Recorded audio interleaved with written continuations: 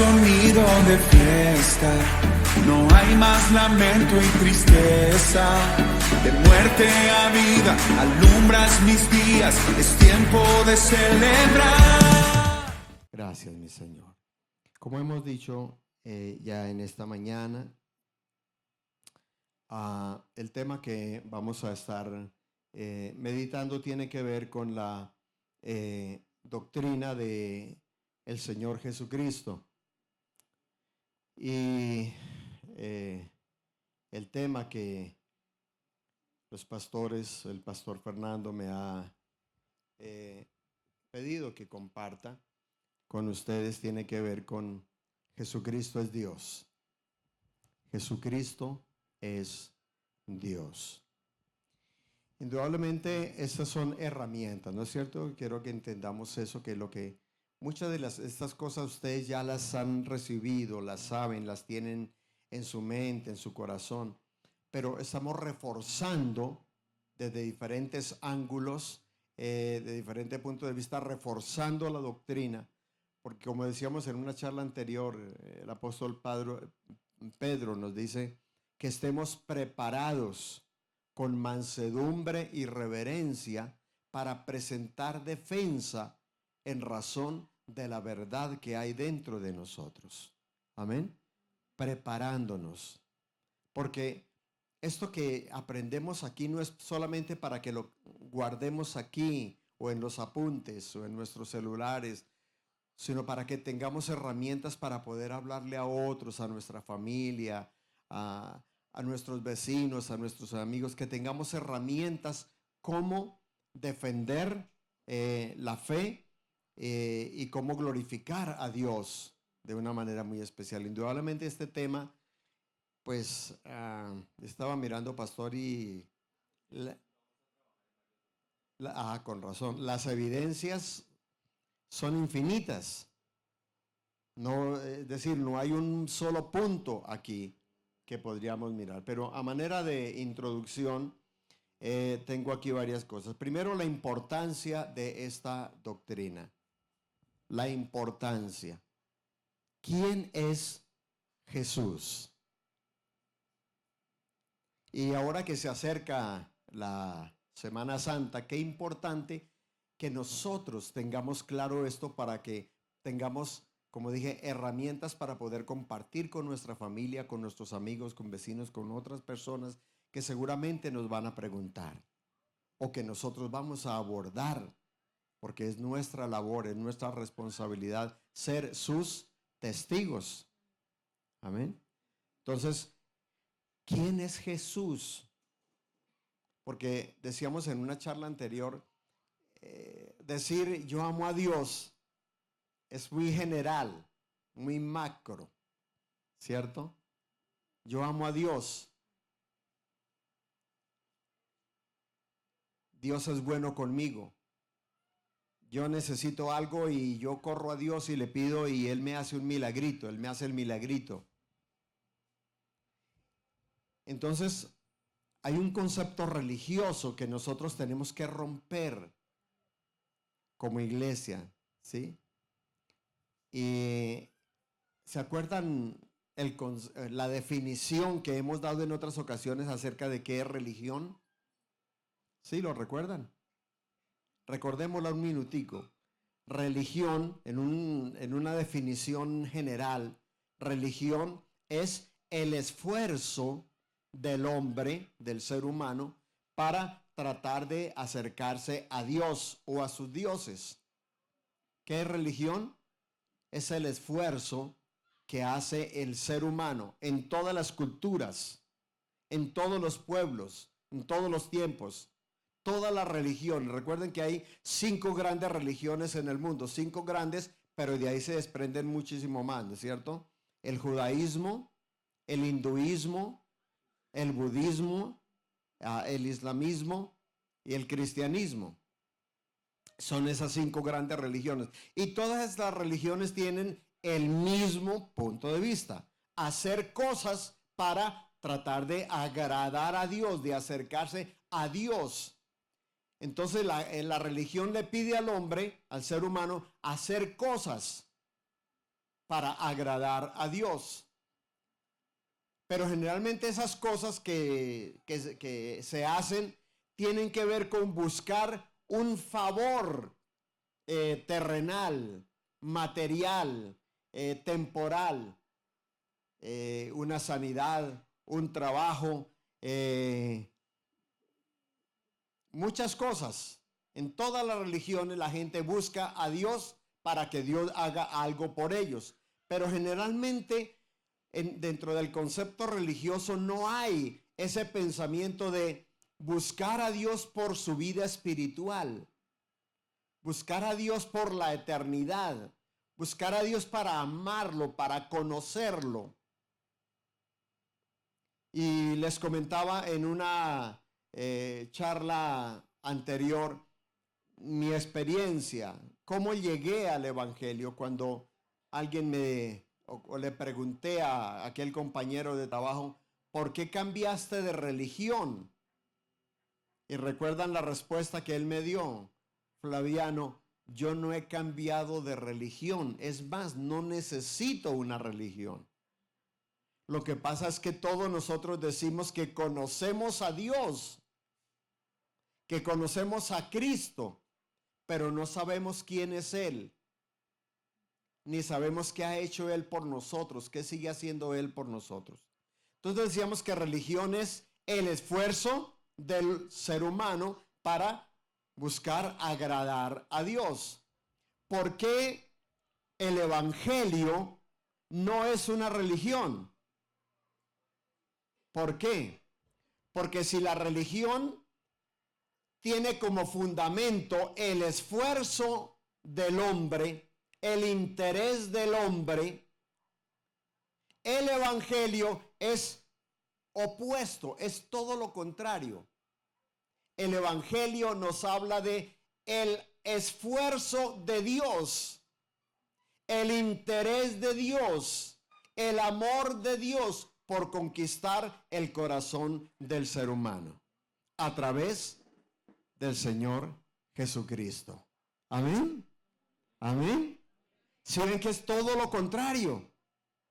Entonces, cuando tengas que explicar por qué el Evangelio no es una religión, por qué no somos una religión, por qué la iglesia cristiana no es una religión, ¿por qué?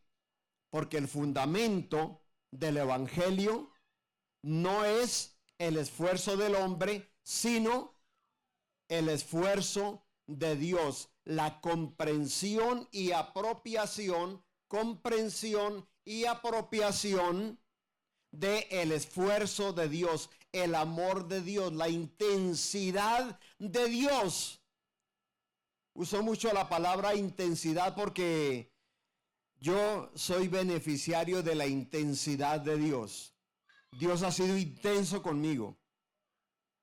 Yo no sé cuántos de ustedes lo hayan experimentado. Pero Dios es intenso buscándome por aquí, corrigiéndome por aquí, corrigiéndome por allí, de por todos lados, de tantas maneras. Porque con amor eterno te he amado y por tanto te he prolongado mi misericordia. Te he prolongado.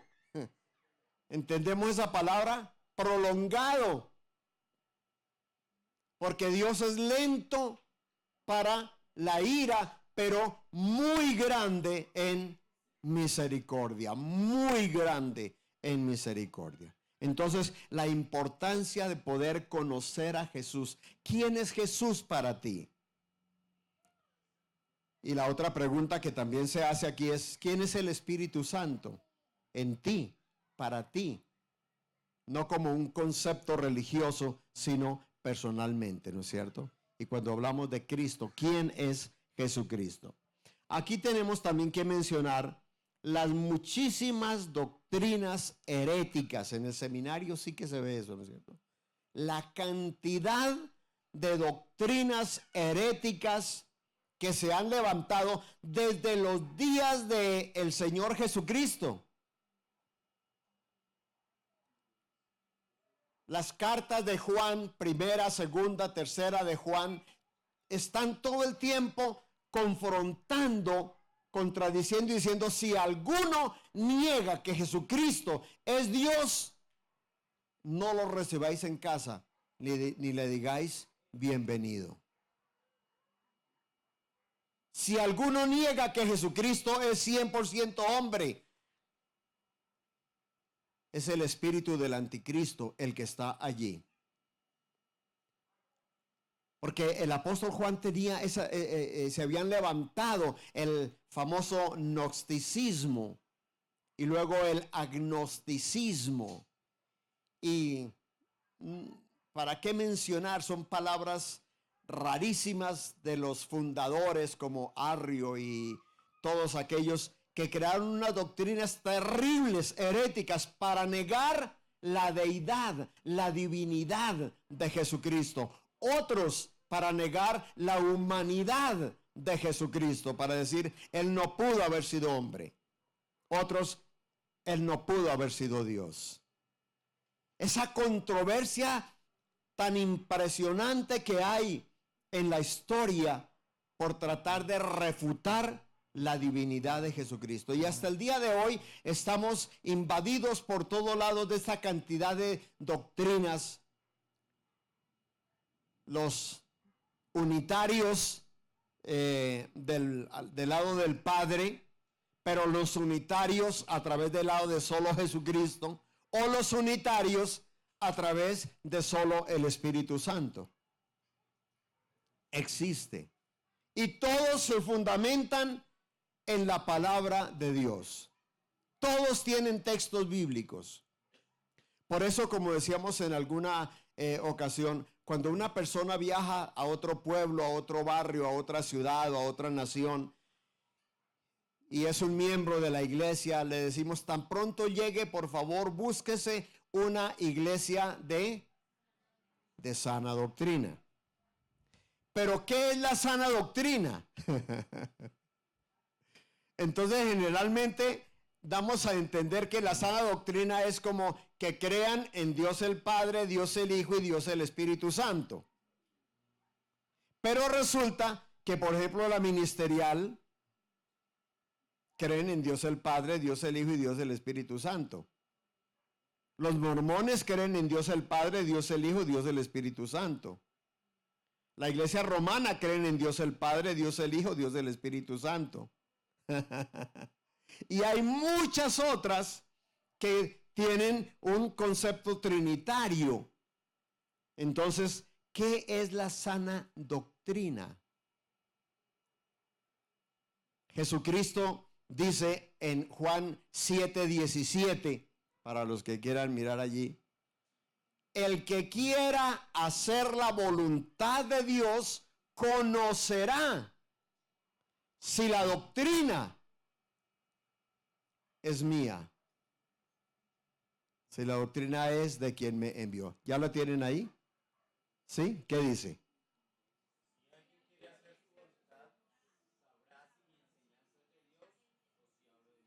Es correcto. ¿Qué es la sana doctrina? ¿Cierto?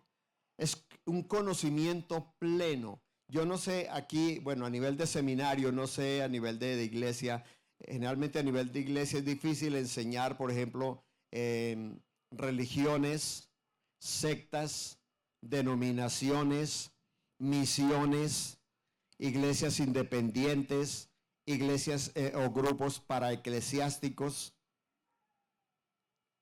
¿Sí? ¿Todos conocen todos estos conceptos? ¿No? Bueno, una ocasión más adelantico vamos a tener una charla y mencionamos eso, ¿sí? Aquí he mencionado solamente algo de qué es religión, pero aquí podríamos entrar a mencionar las diferentes religiones y algo de ellos, qué son las sectas, qué son las denominaciones, qué son las misiones, qué son las iglesias independientes, qué son los grupos paraeclesiásticos. Y cuando se habla de ese tema, indudablemente se toca algo importante y es el credo. El credo bíblico, ¿cierto? Aquí hay muchos temas importantes para estar mirando. Por eso tenemos que estar preparados. La familiaridad religiosa hacia Dios como una generalidad sin darle mayor importancia y trascendencia a la persona del Señor Jesucristo. El desconocimiento y la desinformación en la iglesia acerca de este tema. ¿Quién es Jesucristo? Porque es que en muchas congregaciones sí se hablan de muchos temas de familia, de moral, de muchos temas, pero poco se toca el tema de la doctrina. La doctrina. Y por eso al hablar o enseñar de doctrina, pues no puede uno como predicar. Es diferente el tono de la predicación a el tono de la enseñanza, ¿cierto? ¿Sí? ¿Sí han notado? ¿Han tenido aquí predicadores? ¿No?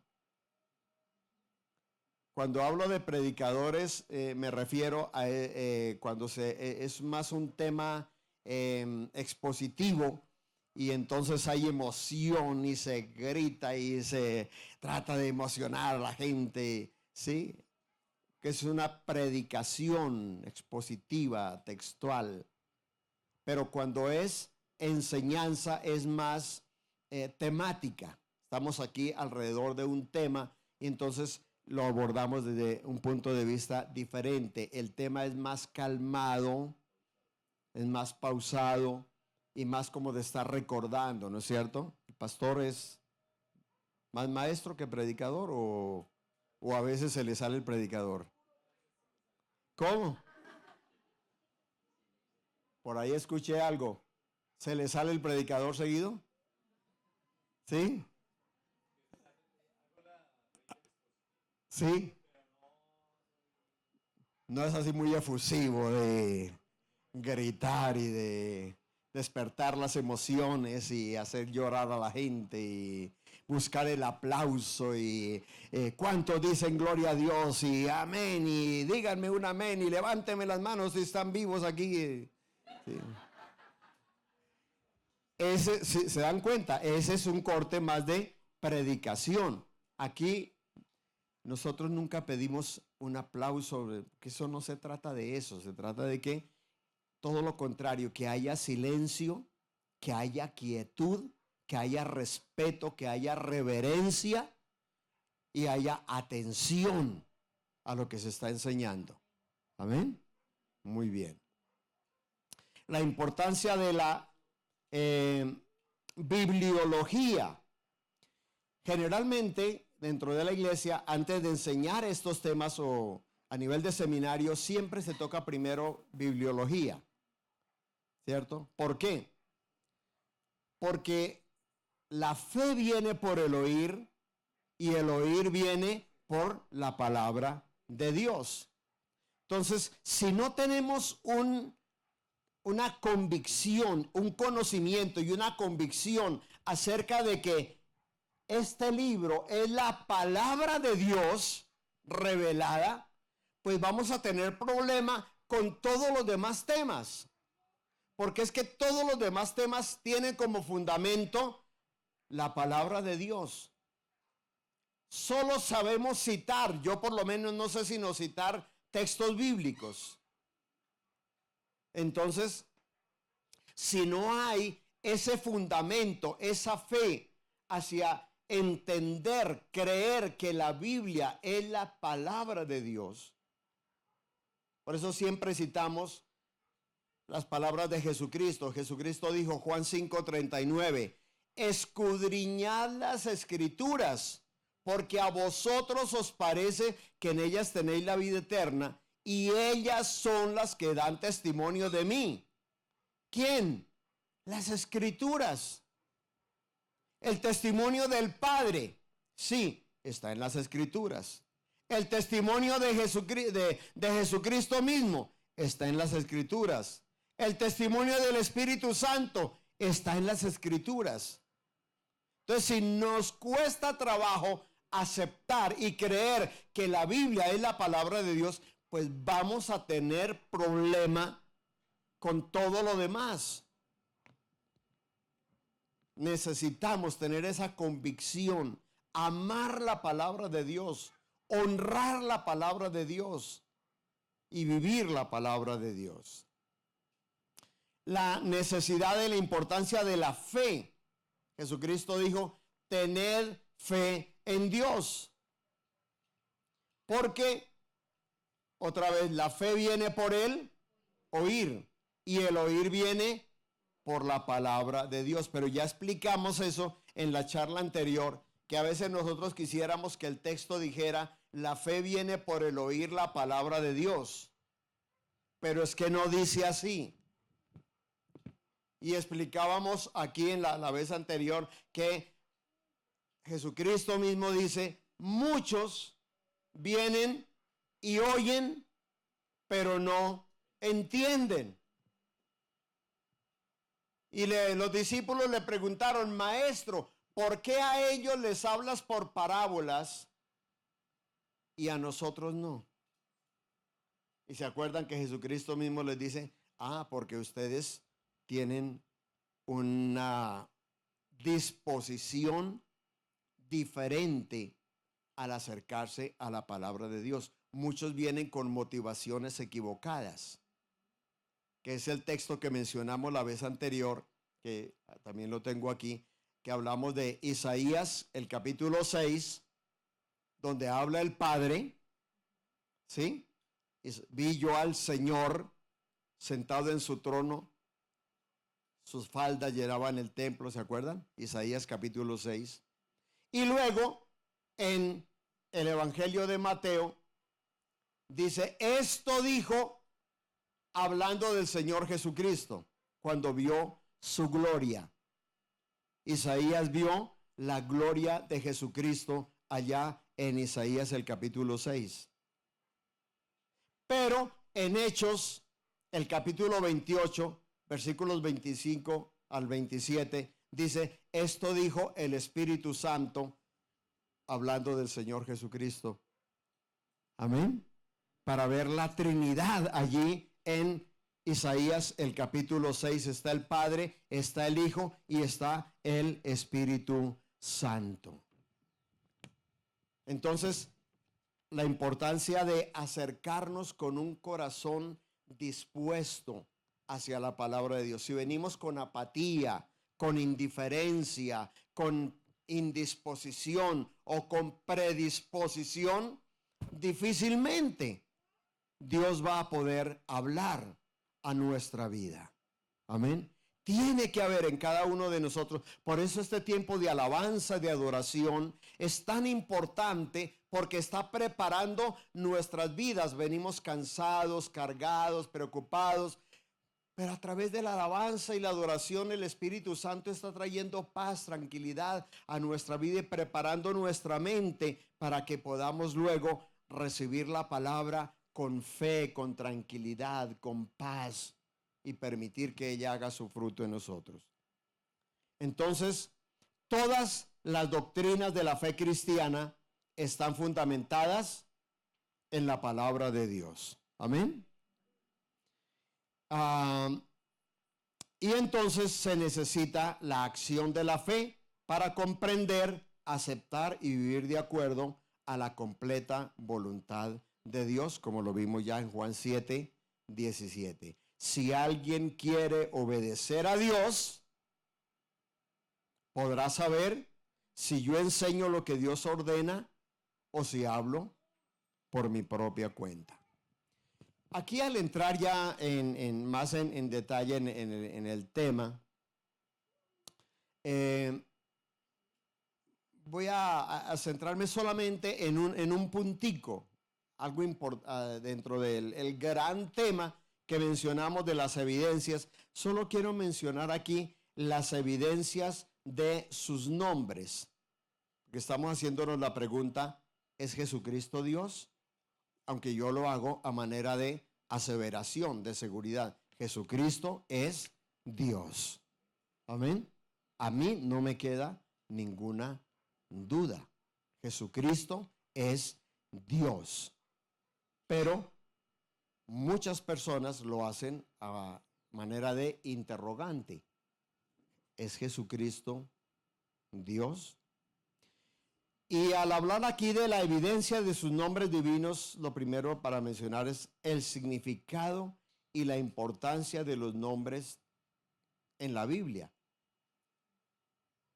A nosotros nos pusieron un nombre como cayera.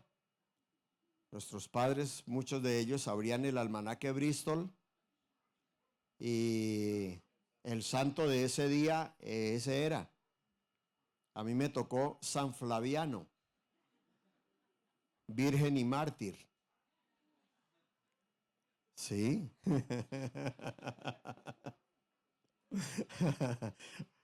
Así aparece, porque yo me di al trabajo de buscarlo allá en el almanaque. ¿Sí? ¿De dónde vienen los? Después encontré que los Flavios eran un grupo romano que eran los conciliadores. Entonces la palabra Flaviano significa conciliador. Y entonces eso ya me gustó. Pero muchos nombres son puestos a la topa tolondra. Y muchos dicen, uy, cómo quisiera que me cambiaran de nombre. ¿Qué nombrecito? ¿Qué estaban pensando mis papás o mis abuelos para ponerme semejante nombre? Entonces, el significado de los nombres en la Biblia es el nombre. Un nombre en la Biblia habla de ¿qué? Del carácter de la persona. Dios, los nombres definen y determinan a la persona. El nombre identifica el carácter. Amén. Y si nos centramos aquí desde la parte teológica de la Trinidad, los nombres de la Trinidad, ¿ya vieron esa parte aquí? ¿No? Los nombres de la Trinidad como Jehová, Elohim, El Shaddai, El Elyon, ¿cuáles otros? Jireh, ¿cuál? Rafa, Yahvé. Bueno, todos esos nombres, los nombres de la Trinidad, todos los nombres de la Trinidad tienen que ver directamente con la persona de el Señor Jesús. Siempre se ha dicho, por ejemplo, que la palabra Adonai o el Shaddai, el que aparece en el principio creó Dios los cielos y la tierra. Esa palabra Dios es un nombre plural, no singular. Entonces allí están involucrados el Padre, el Hijo y el Espíritu Santo. Por eso en los versículos siguientes dice, entonces dijo Dios, hagamos, porque hay más de una persona involucrada en el nombre. Entonces dijo Dios, hagamos. Entonces todos los nombres allí de la Trinidad, de la deidad, están relacionados directamente con el Señor Jesucristo. Pero entremos a mirar unos poco ya más centrados en la persona del Señor Jesucristo. Por ejemplo, Logos. ¿Sabían ustedes que es uno de los nombres de Jesucristo, no es cierto? El Logos. Logos. ¿No? Cuando Juan, ¿se acuerda que hemos mencionado aquí, y lo mencionamos la vez anterior, que los 4 evangelios tienen un propósito diferente, ¿no es cierto? ¿Sí? ¿Se acuerdan que mencionábamos que Mateo tiene una responsabilidad y es escribir al pueblo judío y presenta a Jesucristo como el rey de los judíos? En el Antiguo Testamento, en el Antiguo Pacto, desde el tabernáculo, desde antes del tabernáculo, cuando eso es más allá, un poquito más profundo, cuando Jacob está bendiciendo a sus hijos, Es él el que está definiendo proféticamente algo importante aquí. Entonces, por ejemplo, Judá, el león de la tribu de Judá. Y Jesucristo recibe el nombre de el león de la tribu de Judá, ¿cierto? Pero hay 4 figuras allá en el Antiguo Testamento. En el tabernáculo, se me vino el tabernáculo ya. ¿Qué hacemos aquí? En el tabernáculo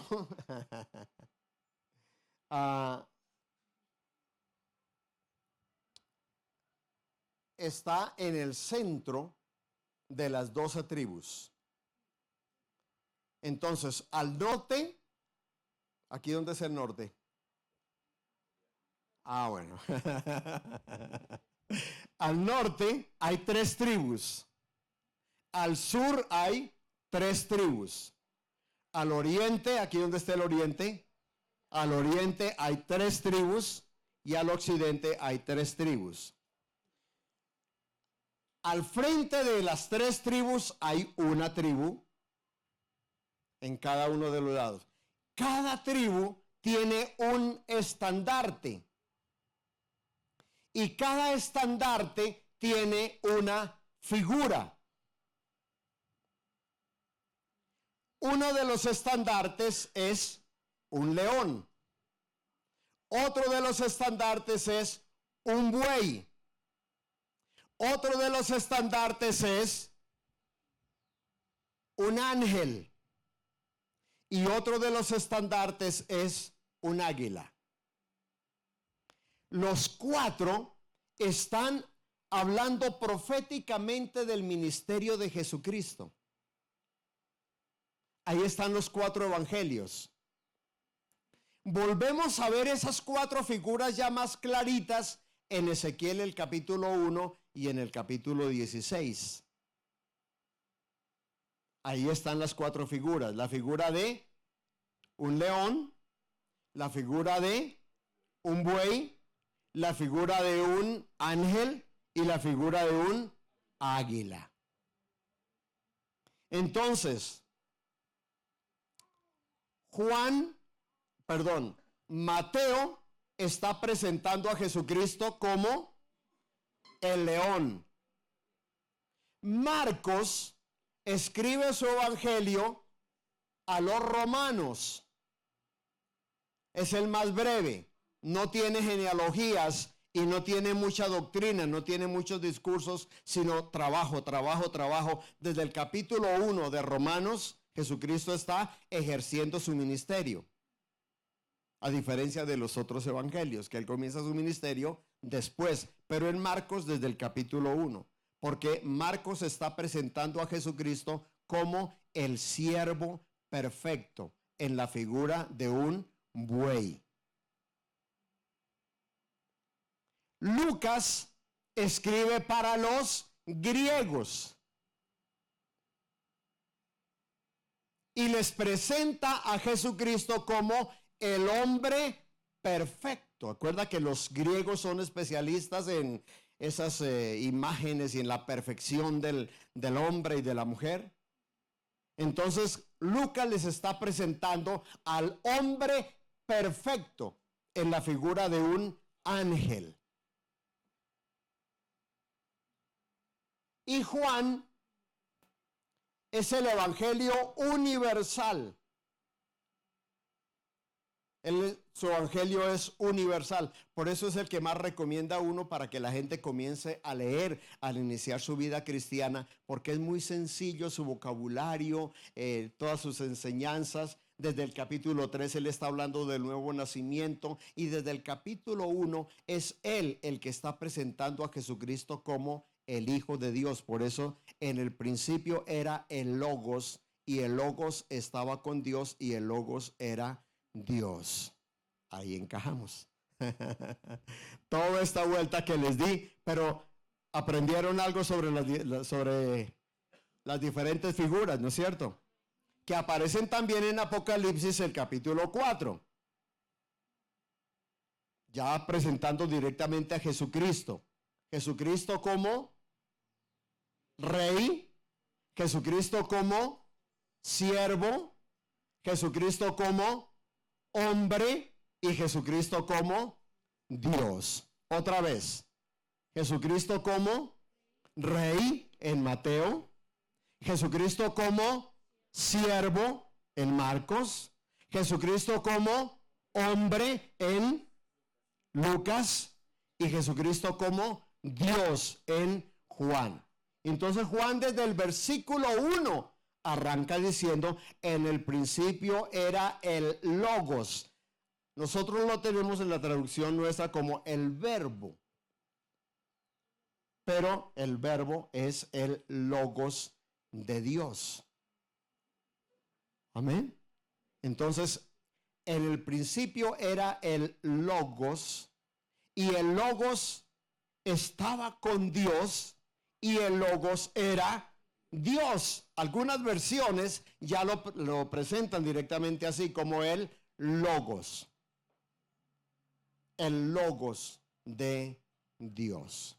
Entonces, no solamente aquí, recuerden que Juan 1, 1 y 2 nos habla de esto, ¿no es cierto? En el principio era el Logos. En el versículo 14 de Juan 1, dice, y el Logos se hizo carne y habitó entre nosotros y vimos su gloria, gloria como la del unigénito del Padre, lleno de gracia y de verdad. Pues a Dios nadie le vio jamás. Y ahí hay otro de los nombres. El unigénito Hijo que está en el seno del Padre le ha dado a conocer. Amén. Este texto que está citando aquí Juan 1, 14 al 18, tiene una relación directa con Éxodo, el capítulo 33. En el capítulo 32 de Éxodo viene la rebelión del pueblo. Moisés está en la presencia de Dios, allá en Sinaí, en el monte, en la presencia de Dios. Y de pronto Dios le dice a Moisés, desciende pronto, porque tu pueblo que tú sacaste de Egipto ya se han corrompido y están en unas orgías diabólicas. Terrible. Pero me llama la atención que Dios le dice a Moisés, tu pueblo que tú sacaste de Egipto. ¿Sí?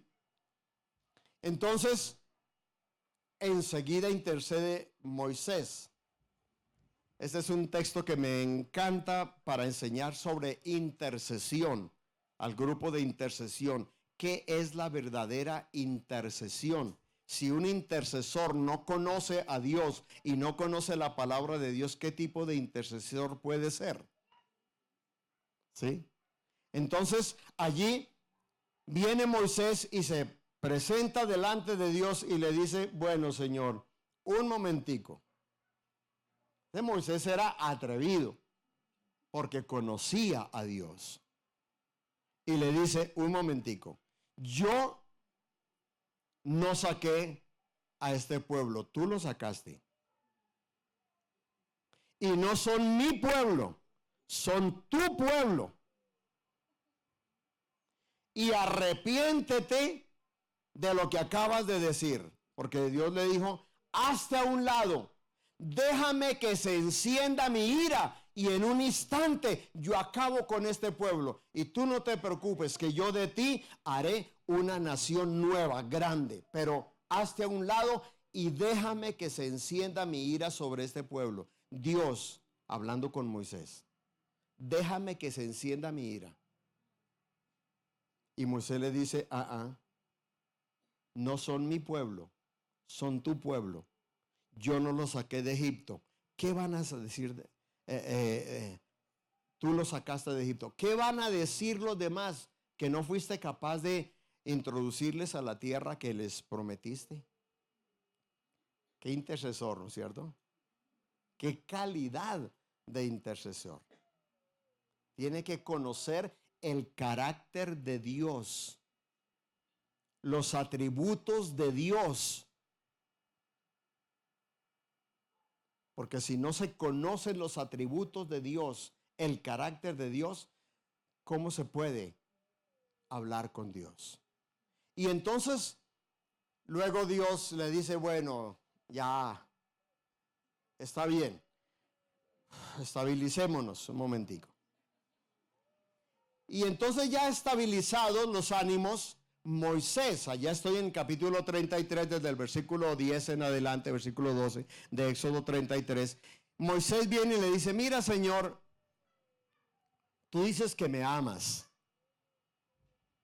y que yo he hallado gracia delante de ti y que me conoces por mi nombre. Si eso es cierto, muéstrame tu camino para que te conozca. Muéstrame tu camino, no tus caminos, tu camino, uno solo. Muéstrame ¿qué? Tu camino. ¿Para qué? Para que te conozca. Noten eso, muéstrame tu camino. Y Dios le dice, está bien, te voy a mostrar mi camino. Entonces Moisés va más adelante y le dice, bueno, y tú dices que me amas y que yo haya dado gracia delante de ti. Y si eso es cierto, ¿cómo es que tú nos dices, saca a este pueblo de aquí? Si tu presencia no va a ir en medio de nosotros, no nos sacas de aquí. Si eso es cierto, que tú me amas, si eso es cierto que tú me conoces, necesito tu presencia en medio de nosotros. Y Dios le dijo, está bien, mi hijo, está bien. Mi presencia irá contigo y te daré descanso. Ahí lo tienen, ahí les estoy citando, pero el texto está ahí, ¿no es cierto? Mi presencia irá contigo y te daré descanso. Entonces Moisés va más allá todavía. Él le dice, ay, Señor, y tú dices que me amas y que todo eso es muy bonito. Si eso es cierto, muéstrame tu gloria. Muéstrame ¿qué? Tu gloria. Y Dios le dijo, listo, lo vamos a hacer. Te voy a permitir, vas a conocer mi camino, vas a tener mi presencia y vas a ver mi gloria. Pero quiero decirte algo. ¿Será que lo puedes resistir? Porque ningún hombre puede ver a Dios y puede seguir viviendo. ¿Será que lo resistes? Y Dios dice, vamos a hacer lo siguiente. Yo voy a pasar todo mi bien por delante de ti. Y tú estarás sobre la roca. ¿Dónde? Sobre la roca.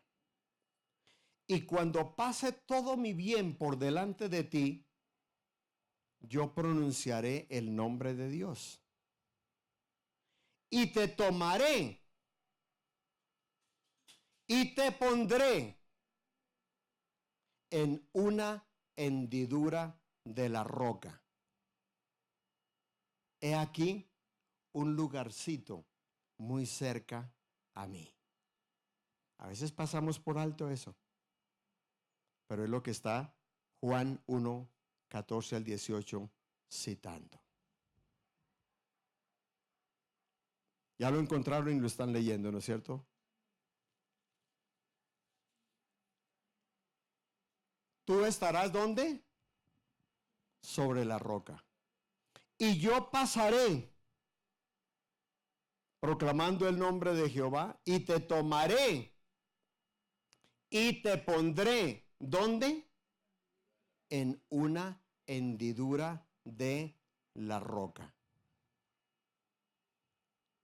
Y verás mis espaldas, pero no verás mi rostro, porque ningún hombre puede ver a Dios y puede seguir viviendo. Por eso dice Juan 1:18, ninguno puede ver a Dios. Nadie ha visto jamás a Dios. El unigénito Hijo que está en el seno del Padre le ha dado a conocer. Pero tú estarás ¿dónde? ¿Dónde? Sobre la roca. Y te tomaré y te pondré ¿dónde? En una hendidura de la roca. Y notaron la frase siguiente, he aquí un lugarcito muy cerca de mí. ¿Lo encontró ahí, pastor? ¿Lo encontraron ahí el versículo? Casi al final del texto que estoy leyendo. He aquí un lugarcito muy cerca de mí. Estoy en Éxodo 33, allá casi finalizando. He aquí un lugarcito muy cerca de mí. ¿Lo encontró, pastor? ¿Qué versículo? 21. ¿Cómo dice ahí en su versión, pastor? Entonces el Señor me dijo, hay un lugar junto a mí y tú estarás sobre la peña. Y sucederá que al pasar mi gloria te pondré en una hendidura de la peña y te cubriré con mi mano hasta que yo haya pasado. Después apartaré mi mano y verás mis espaldas, pero mi rostro no se verá. Ok. Aquí hay un lugarcito. En la otra versión, la Reina Valera, es donde dice, aquí hay un lugarcito muy cerca, he aquí un lugarcito muy cerca de mí. Un lugar junto a mí, es correcto, sí. Ahora, ¿cómo entonces es posible que Moisés pudiera conocer el camino, tener la presencia y ver la gloria de Dios sin morir? ¿Cómo era posible? ¿Cómo era posible?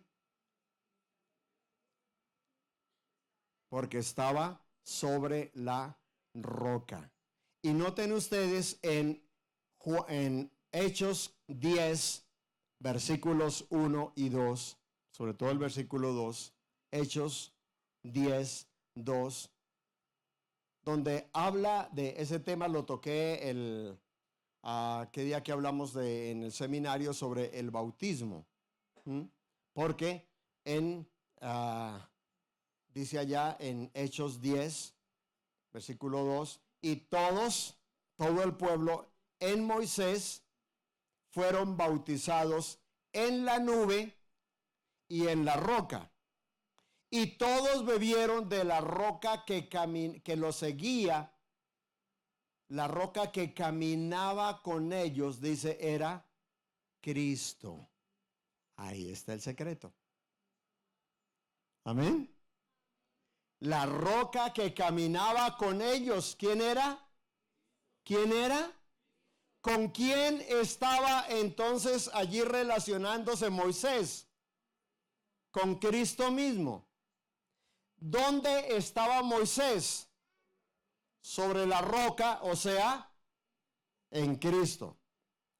Cuando Dios le dice, te tomaré y te pondré en una hendidura de la roca, ¿dónde le está diciendo? Junto a mí, ¿cierto? ¿Dónde estaba Cristo?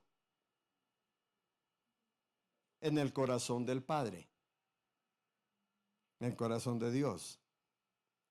¿Dónde fue puesto Moisés? En Cristo. ¿Y dónde estaba Cristo? En el corazón del Padre. Entonces, ¿dónde estaba Moisés? En el corazón del Padre. Amén. ¿Cómo era posible que Moisés pudiera conocer el camino? Porque Jesucristo dijo, yo soy el camino. Y aquí nos está diciendo, y vimos su gloria. Gloria como la del unigénito del Padre, lleno de gracia y de verdad. Y Hebreos capítulo 1, versículos 2 y 3 nos dice: Jesucristo es el resplandor de la gloria de Dios y la imagen misma de su sustancia, que son otros de los nombres que tenemos aquí para Dios, la imagen de Dios. Jesucristo es la imagen de Dios, la semejanza de Dios. Entonces, donde está Jesucristo, está, sí, pero donde está Jesucristo, está el Hijo de Dios. Donde está Cristo, estás tú. Y si Cristo está en el corazón del Padre, ¿dónde estás tú? En el corazón del Padre. Por eso, allí en Juan 1:14, me quedé ahí en ese texto, nos dice: y el verbo, el logos, se hizo carne y habitó entre nosotros y vimos su gloria. Está hablando del texto allá. Y vimos su gloria, gloria como la del unigénito del Padre, lleno de gracia y de verdad. A Dios, dice el versículo 17, nadie le vio jamás. El unigénito Hijo que está ¿dónde? En el seno del Padre. Ahí está el lugarcito. ¿Dónde está el unigénito Hijo? En el seno del Padre. ¿Y dónde estaba la iglesia? En Cristo. ¿Y dónde está Cristo? Entonces, ¿dónde está la iglesia? ¿Cómo era esa regla de la matemática? Si A es igual a B y B es igual a C, entonces A es igual a C. Usted sabe de eso, yo. ¿Ley cómo se llama? Conmutativa, me dicen aquí. Si A es igual a B y B es igual a C, entonces A es igual a C. Qué lindo, ¿no es cierto? Y el tiempo, pastor, se nos fue.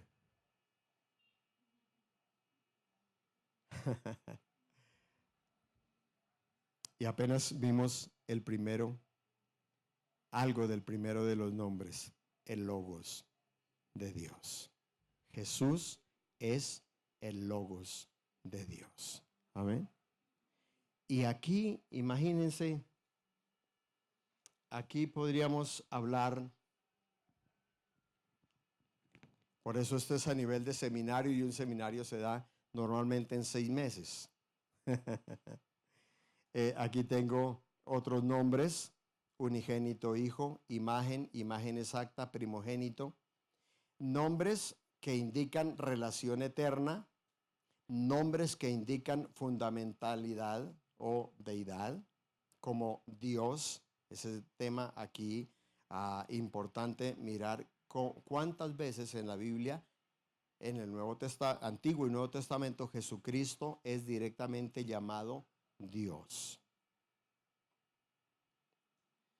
La presencia de la gloria de Dios que acabamos de mencionar aquí. El famoso tetragramatón. ¿Han escuchado esa palabra? ¿Sí? ¿No? El tetragramatón. ¿No? ¿No lo habían escuchado? Es las 4 letras del nombre de Dios, que algunos tradujeron como Jehová, otros tradujeron como Yahvé, y otros ahora, otros nombres, Yeshua y no sé, hay muchos otros que han sacado de ahí. Pero recordemos que los griegos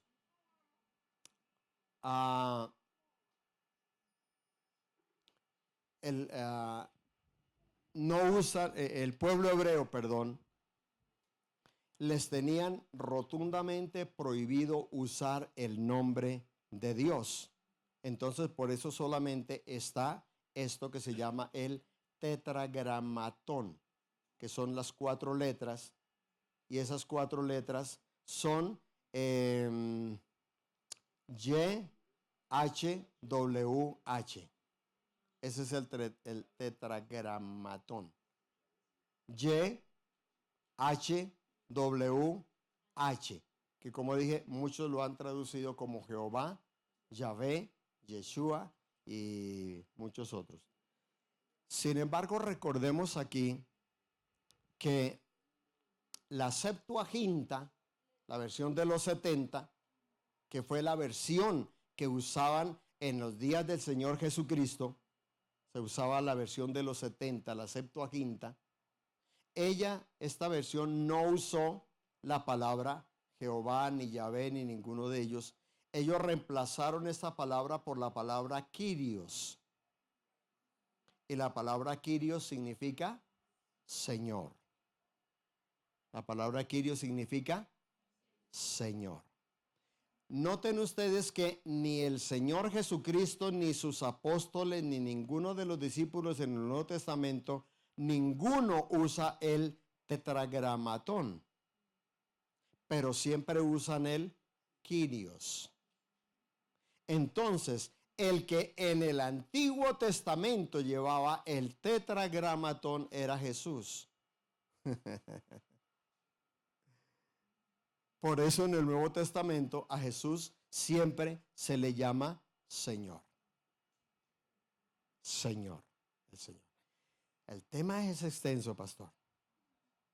Pero yo creo que ha sido suficiente por hoy. Ya muchos están ahí que echan humo.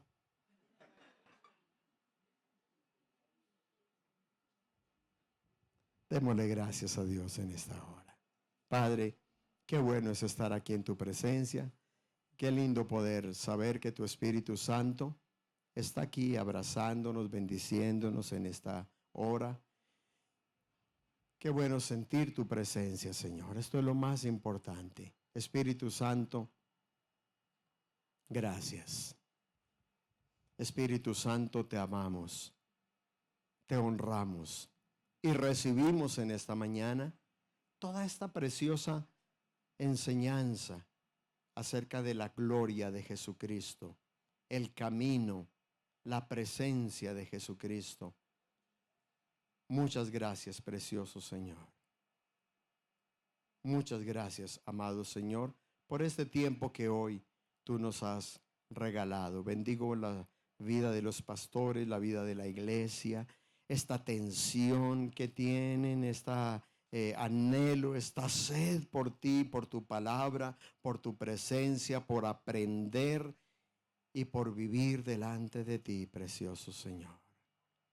Yo en tu nombre, mi Señor Jesús, bendigo la iglesia para que esta semana sea una semana diferente, sea una semana espectacular en cada área de sus vidas. Iglesia, te bendigo para que esta semana tus finanzas, tu trabajo sean prósperos, para que los problemas que haya en tu familia, los problemas que haya de salud o de roces familiares, esta semana desde hoy mismo comiencen a tener esa luz que viene de parte de Dios y comiencen a haber respuestas positivas, respuestas de bendición sobre tu vida, en tu familia, en tu salud, en tu trabajo, en tu negocio, en tu empresa. Que los que tienen deudas puedan salir de deudas lo más pronto posible. Que los que tienen conflictos familiares puedan ver esa unidad familiar de una manera espectacular. Porque es el plan tuyo, el propósito tuyo, Señor. Como tú dijiste, no se alabe el sabio en su sabiduría, ni en su valentía se alabe el valiente, mas alábese en esto el que hubiere de alabarse, en entenderme y conocerme, que yo soy Dios, que hago misericordia, justicia y juicio en la tierra, porque estas cosas quiero. Es lo que tú dices, es lo que tú anhelas para nosotros, y nosotros las recibimos, Señor, en esta mañana. Anhelamos conocerte mucho más, amado Jesucristo, por tu Espíritu Santo. Esta semana y este tiempo es un tiempo de conocerte, no solo doctrinalmente, sino de conocerte relacionalmente, de disfrutar de tu amistad, de disfrutar de tu paternidad, de disfrutar de tu pastoreo, de disfrutar de todo aquello que tú tienes preparado para nosotros, cosas que no hemos visto con nuestros ojos, ni hemos oído con nuestros oídos, ni hemos entendido con nuestro corazón, pero que tu Espíritu Santo tienes reservadas para aquellos que te amamos. En tu nombre, mi Señor Jesús, declaro tu bendición sobre los pastores, sobre su familia y sobre esta preciosa congregación. Amén y amén. Un abrazo para todos.